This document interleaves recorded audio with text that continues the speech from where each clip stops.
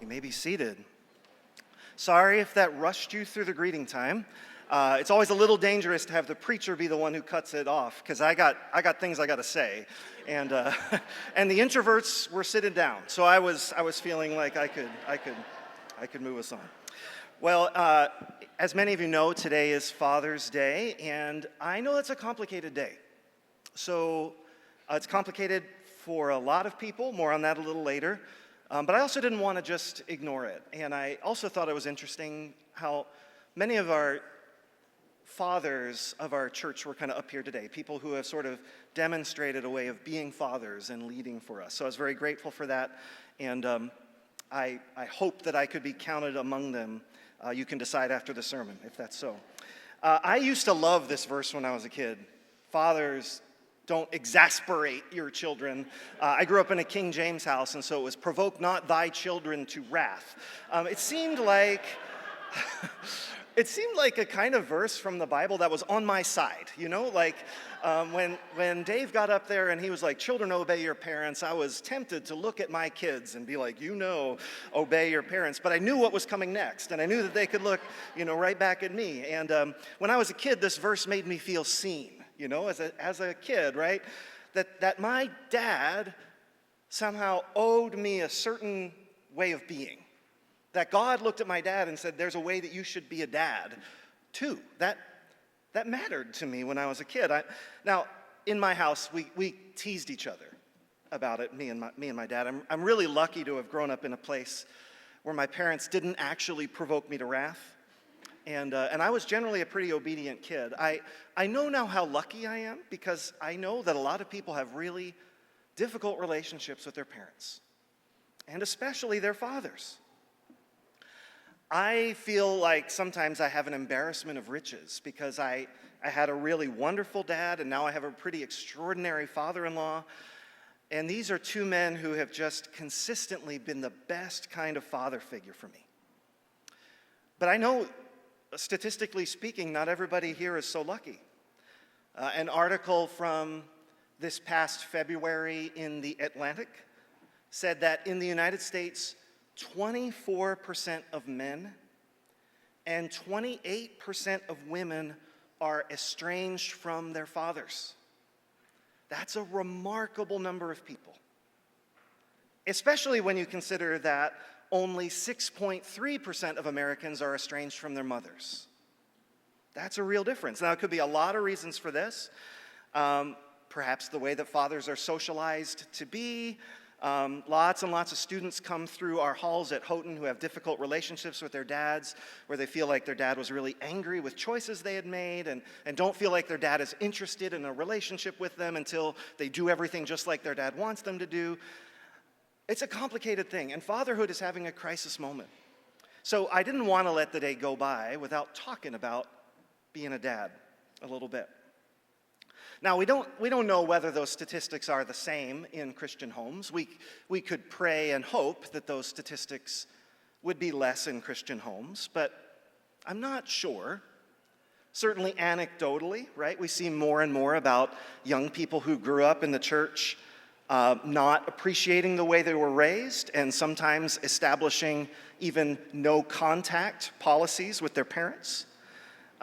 Whatever exactly happened in their childhood, and I'm not here to judge it, but like Focus on the Family has an article on their website giving advice on what to do if your kids go no contact with you, and say this is like a more and more common thing. And again, no judgment. I don't know what happened in those homes, right? But sometimes the way the parents would describe it and the kids would describe it are really different. They use words like toxic, use words like trauma. And eventually, they just say, I won't put up with it. Now, again, I know it's complicated. I'm not saying they're always right or they're always wrong. I'm just saying it's a complicated situation. The other thing I thought was kind of interesting in that study is that 44% of people who were estranged from their fathers said that it was about a clash of personality or a clash of values. Values are really important to us as Christians. I want my kids to grow up with my values. Gabe, Lucy, Annie, you hearing me, right? Like, I want you to grow up with my values. That's important to me. And I take a certain joy in seeing my kids live out values that I taught them and that I modeled for them. That really means a lot to me when it happens. And it's so important to me that sometimes I might want to just make it a little more coercive, right? Like if I see it not happening, that can kind of lead me to a place where I'm like, oh no, it's not happening. Honesty is really important to me right now, and I don't see you being honest, and I'm upset. I'm nervous. What's going to happen, right? And so part of me understands why, right, sometimes dads could be a little coercive about that and want to withhold affection until their kid does the right thing. So I hope I don't have kids who are estranged from me when they grow up. So Lucy, Gabe, Annie, right? Like you're listening again.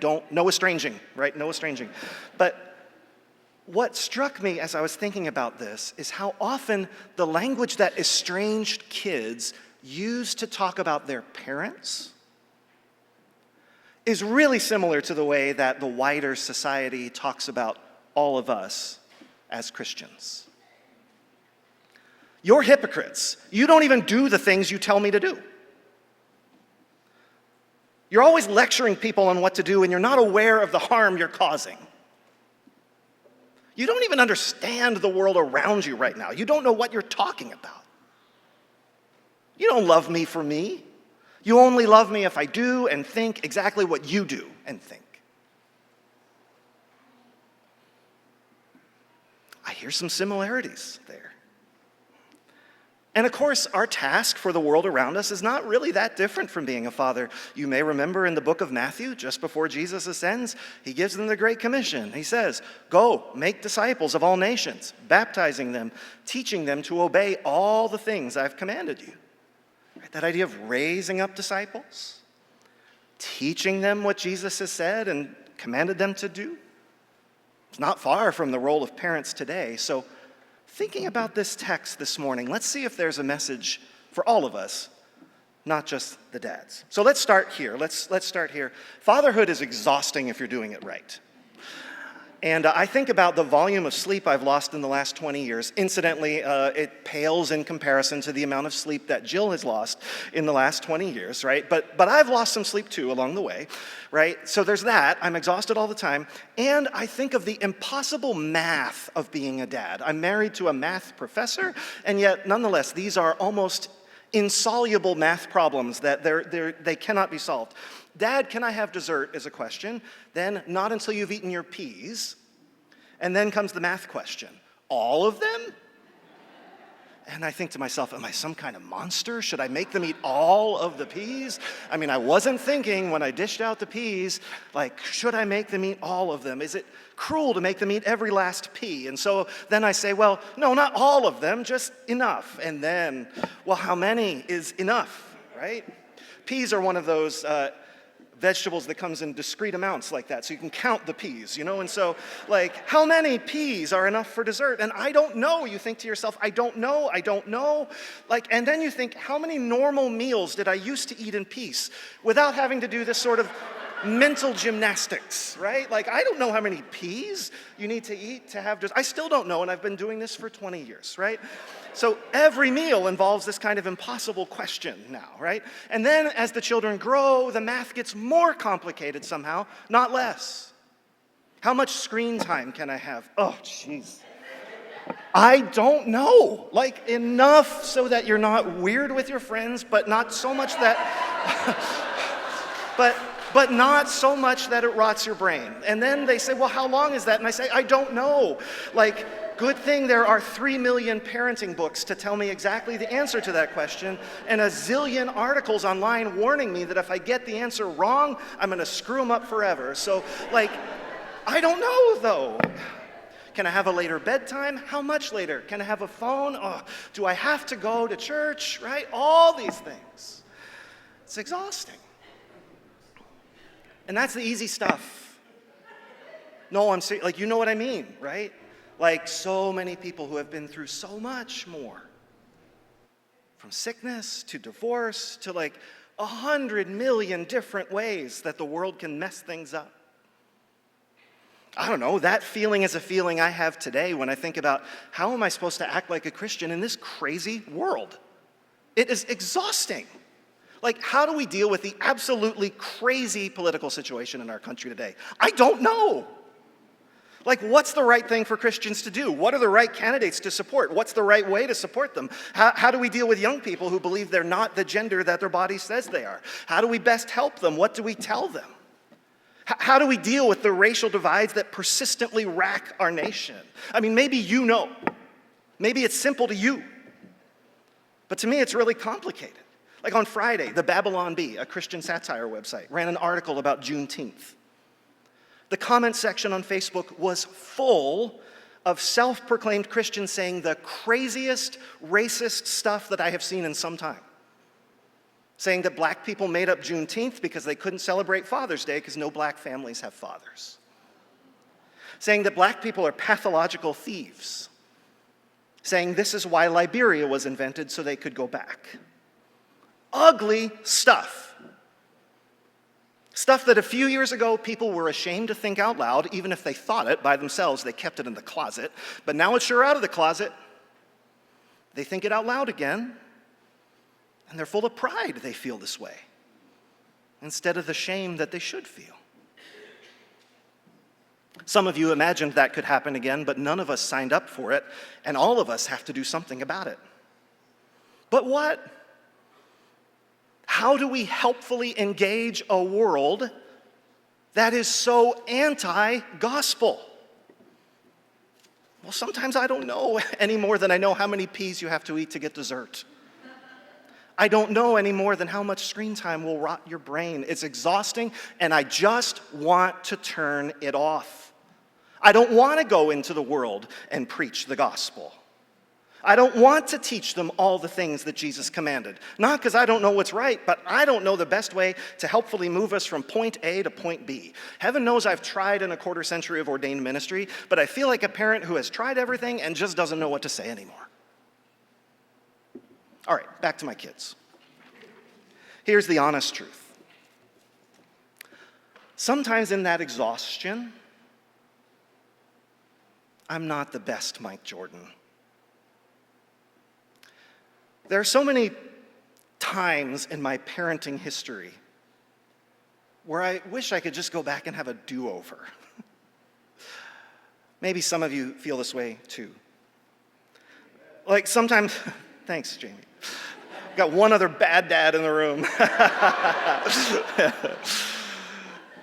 Like sometimes when I'm not being the best father I can be, I get wrapped up in my kids' drama. And my kids' feelings become, they provoke the way that I feel. Like if they get angry, I get angry. If they say, I hate you, I get defensive. If they don't seem appreciative, I get angry that they can't see me. Don't you know all that I've done for you? And in those moments when I feel that way, I am just trying to establish dominance. Be quiet. I'm in charge. Shut up. Now, I've never been abusive, but there are things I've done, a tone I've had that I wish I could undo. There are times where in the intensity of the moment, parenting has led me to not really prioritize what's best for my kids, but what's best for me. Like over the years, Jill and I have learned that when we get to that place, it's best for one of us to just leave the room and let the other parent take over. Right? The parent who is not flooded with emotion and anger and flooded with all the hormones that go with emotion and anger, right? Because it makes it hard to assess what really needs to be said when we're feeling that way, right? Like when I am angry like that, I don't know anymore what is really helpful. I just know what's going to make me feel relief. That doesn't mean you should feel guilty for being angry. Angry is a totally normal thing to feel. But it just means that when we're angry, we don't always find our way to being a helpful presence. When we're angry, it's hard to move past fight or flight, being self-protective. We feel threatened, we lash out, we want everyone to shut up and do what we say, and if they don't do that, just leave us alone to go somewhere else. Right? And we want to inflict the same pain we are feeling on other people. And here's the thing, when I'm angry at my kids, I can often think I'm being helpful, but I'm usually not. When I'm angry like that, parenting is just about establishing dominance. I'm bigger, I'm stronger because I say so. but no one learns anything. That's why I think Paul tells his readers, don't exasperate your children. Don't provoke them to wrath. Don't stir up anger. When we get to that place where it's just angry on angry, nothing is helpful. When we make parenting into something where everyone's just angry at each other, no lessons are learned. I'm not teaching my kids anything. I'm learning to see my kids as enemies, and I'm teaching them that I'm primarily an adversary. And yet, especially at that time, it was really tempting for fathers to do this. Because in that culture, fathers understood fatherhood as entailing unquestioning, instant obedience. There's a reason that Paul lumps this in with commands from husbands to wives, husbands being understood in that culture as having authority over their wife, and slaves and masters, right? And in the same way, Paul is saying, like, in this culture, there are people who understand that their standing in the community depends on establishing dominance over.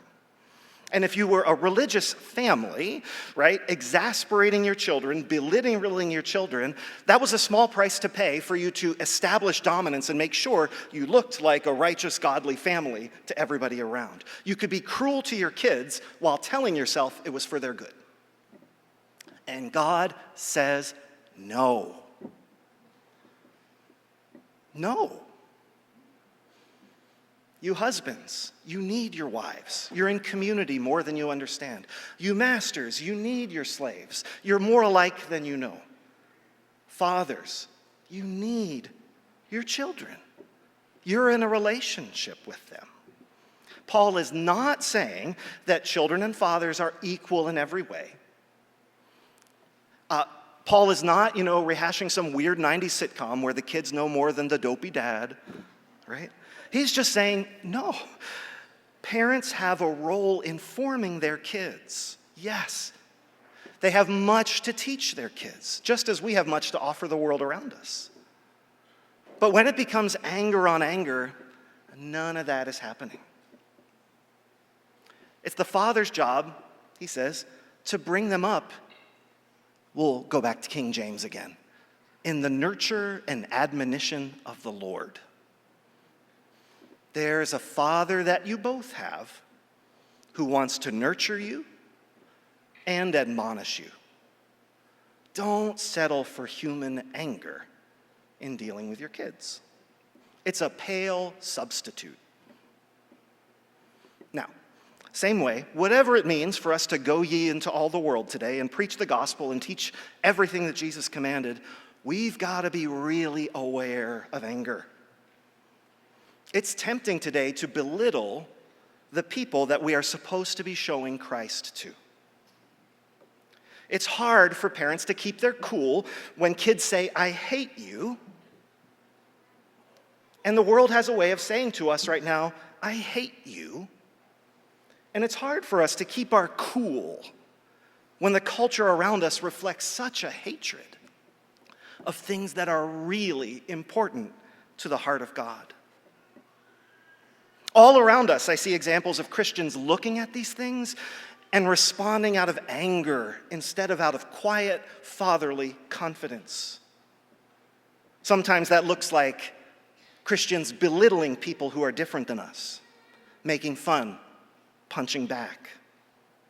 When I see Christians laughing at people who disagree with us about sexual ethics or gender, I get sad. And so much current Christian discourse is that it's punching back. It's descending to a fight. It's glorying and showing how stupid the other side is. But who does this help? I would like people who believe different things than me to change their mind and amend their lives. I'd like to have a conversation with them about what I believe and what they believe so that we can help each other grow. But nobody changes their mind and repents and does something new for someone who just laughed at them. I know we don't set out to be mean. I know that we're just exhausted from a conversation that never seems to end. I know we just want to break. I know we just want to blow off steam. We are, exasperated. but I know I'm not being the best parent I can be when I'm exasperated, when I'm prioritizing my own feelings. I need to be able to think about my actions from my kids' perspective, not just my own. And we're not being the best Christians when we can be, when we're only prioritizing what this means for us in the moment. We need to think about who we're talking to. Well, good news, I've got some great techniques for us about how to do that. Just like there are lots of great parenting books with all the techniques, right? Part of the reason we're so resistant as parents to getting advice from other parents is we really don't like the thought that we're doing it wrong. So I don't know, I don't have any techniques for you. I just want to tell you a story. Go back with me 20 years, 2 months, 2 days. I walked into the birth center at Bryn Mawr as not a dad, but I walked out a dad. Grace is her name. You know her. Even for Wesleyans, there is a primacy to grace. Grace has to come before all the other gifts of God. Right? We've gotten some gifts along the way, but grace came first. And Grace looked up at you, and everything changed. I remember that night, we got pizza from the Pizza Palace. My parents came up. Jill's mom was there. Jill's dad came the next day. We just passed her around the room. At any given time, 6 of us eating pizza and the other one holding a baby, And just thought, everything has changed. Like fatherhood changed me, and I became a different person that day. Now, I'm not saying everyone has to be a parent. That's a lie. Jesus was not a parent. Paul was not a parent. Many amazing Christians have not been parents. I'm just saying, for me, fatherhood changed me from one kind of being into another. And I know that story is familiar to many of you who are here. What I want you to see is that there's a deep down joy to being a parent. You heard me say joy, right? Like I did not look at this girl and think, here is a series of impossible math problems that are going to come for the rest of my life. No, I said, oh, what did we do? I remember telling Jill, I was like, we have a girl. And she was like, really? And I was like, yeah, the odds were 1 in 2. I'm not sure what you thought we were going to have. But yeah, in the moment, the hormones, understand. But in that, I didn't look and say, oh, here's a curriculum to make me holy, right? No, that's a sad and sterile way to look at it. I realized in that moment, here's one of the reasons I am here, co-creating with God, working with God for the renewal of all things, new life, the God who keeps risking putting new life into the world. I risked right along with him. When I became a dad, I feel like I was realizing something deep and primal. It felt like any person feels when they are just doing that thing that they're called to do. This deep down joy in participating with God and what God's doing in the world. Being a father is a huge part of that for me. And all I know is this: there are lots of ways to be a father, to be a parent. There are lots of techniques I know, and some of you are going to do it this way, and some of you are going to do it this way, and some of you are going to do it this way. Some of you are going to be stern. Some of you are going to be a little less stern. Some of you are going to be like cool moms, and some of you are going to be cool dads, and some of you are going to be not cool moms. And there are all kinds of ways to do it, right? But you're not going to do it well if you lose touch with that deep down joy of what it means to partner with God. Creating and shaping a whole new person who can know God's love and who can refract through themselves God's love for the rest of the world. And when you lose touch with that, that's when anger starts to seem logical. That's when your kid looks like a problem to be solved, which is despairing because it's impossible to solve them. Your kid, right, is a remarkable life with capacity to know the living God. And parenting in the end is not just a series of problems to solve or techniques to implement. It is a constant unfolding of this deep reality. Henry Nouwen's book, The Return of the Prodigal Son, helped me to think about fatherhood differently. right? And to talk about what that joy looks like as it matures. And in the book, he talks about, the story of the prodigal son, and the younger son goes and asks for his inheritance from his dad. The older son stays at home, responsible, dutiful, right? And growing up in the church, we always asked, like, which son are you? And now, and reminds us in the book, there's a third option, that we who are Christians, as we grow and mature, increasingly understand ourselves from the standpoint of the Father. Right? The younger son and the older son are recipients of the Father's care. But ideally, sons grow up, and many sons become fathers. And the father is a different sort of person than the sons. He's capable of being generous. The younger son does something super offensive, right? In asking for his inheritance and blowing it on dissolute living.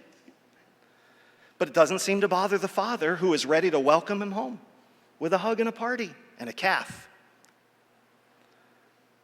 The older son also does some pretty horrible things, right?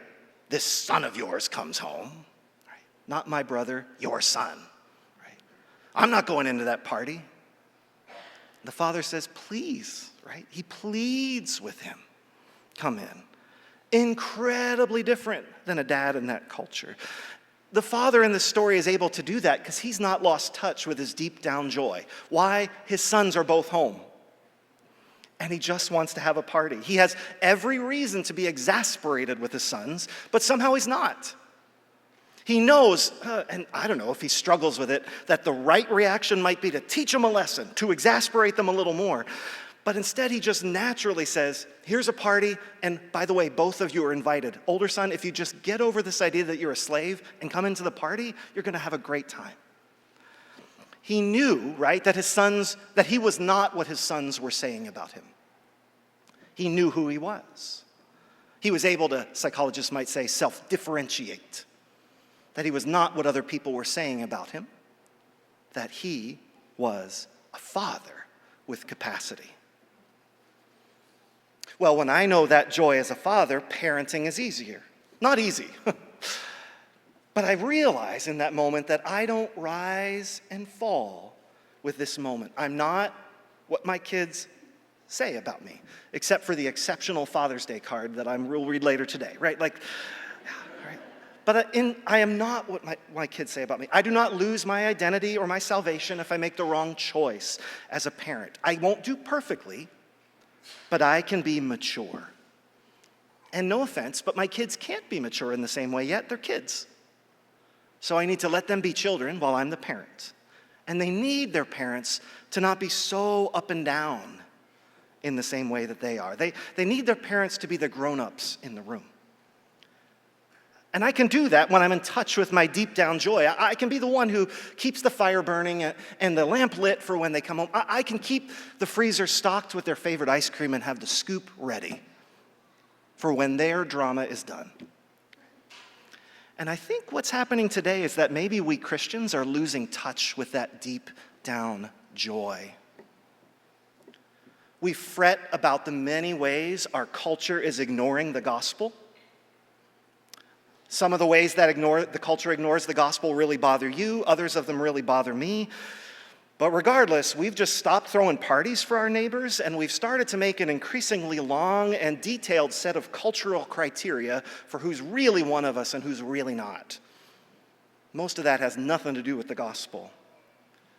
And we've forgotten a pretty crucial question. Who would want to be part of such an exasperated, joyless faith? Because we've lost that joy, we're so stressed about all the problems that you are when you're trying to raise a generation here to follow Jesus and to obey all the things he has commanded, and we feel angry and resentful at the world for making our job so hard. And we end up thinking our primary job is just to stay away from it altogether, instead of go ye into all the world.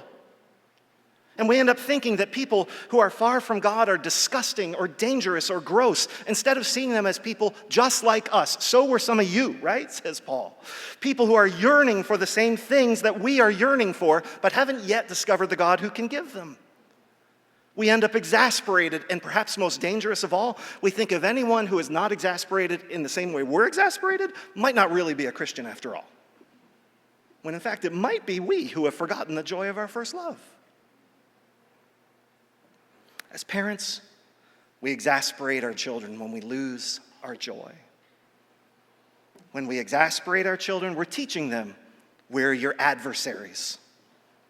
You got to get through us to get to life. We get them in line. We make them conform. We're not raising people who are one day going to be our peers and our friends. We're raising enemies.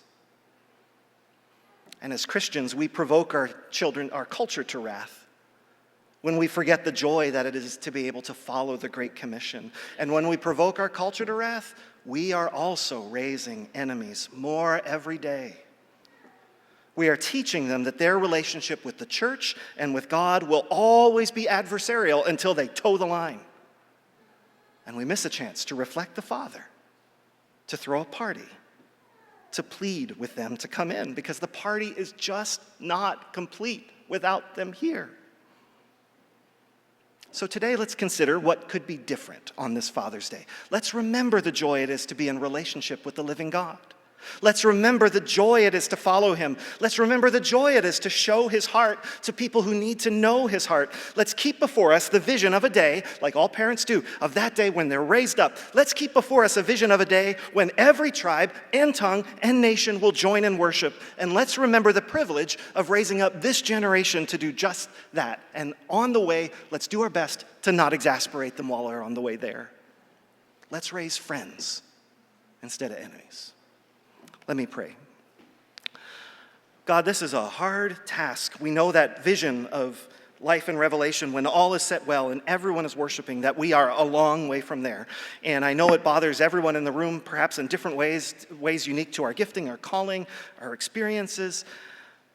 But I pray, God, that you would help us to remain in touch with the joy that it is to know and serve Jesus. The very good news is that you came to earth and it was Jesus, not some angry warrior, but Jesus who laid his life down. Help us to not lose touch with the very goodness of the good news and the joy that it is to proclaim and live out a life transformed by that good news each day. We pray this all through Jesus' name. Amen.